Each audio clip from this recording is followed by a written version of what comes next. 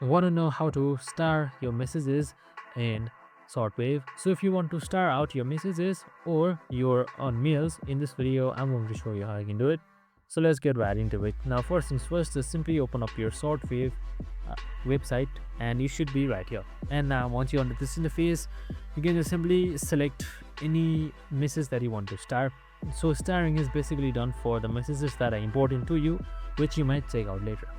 So I have this mail open with me right here. So if I want to start this simple message, I can just simply open it up, and on top you should be seeing this star icon. This is how you can star it up. So as you can see right here, it should be starred, so it should show just like this. And now you can also access it simply by just heading towards stars under this drop down box right here.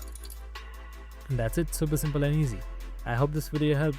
If it did, make sure to like, subscribe and tune in with us for more similar videos. See you in the next one.